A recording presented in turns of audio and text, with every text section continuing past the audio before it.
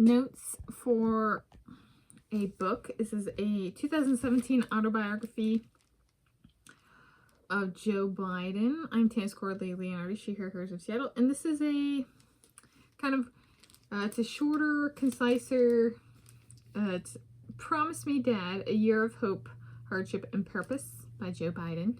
And so I'm guessing it's kind of a,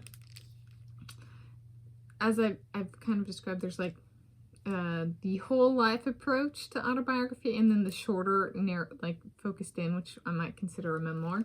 So this actually does qualify for the memoir because it's focused in on kind of a very particular point in time. And so it's shorter, and this is just going to be book notes for kind of construction and design. This is a public library copy, and I went to the library and was like, got this one, pulled it off the shelf at the same time I pulled the Mike Pence one off the shelf. I was like, yeah, let's do just some notes. So book notes, including construction and design, is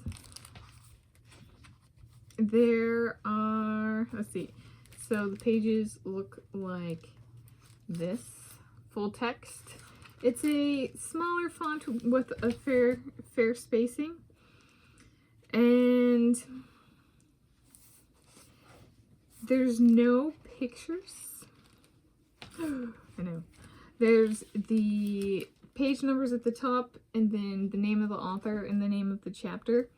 And just flipping through the book, it appears that, that this person decided to make Russia as the villain, kind of their, both in the movie jacket and in the book, and just kind of flipping through it, they decided to make Russia as villain, kind of their MO, like, and he ran for president after this. I did not vote for him, have not voted for him for president of the United States of America. Fun tidbit. So that's part of my election voting. And I don't really agree with villainizing people. It's kind of anti-kindness. So it's kind of been interesting looking through some of these political books and being like, wow, I didn't realize that American Republicans were the one who are actually after the ones doing the kindness and speaking to people on both sides of the aisle, both Russia and Ukraine. So it's like A++ for those Republicans. Not so much for the Democrats. They're very kind of hostile and stiff-arming in their approach.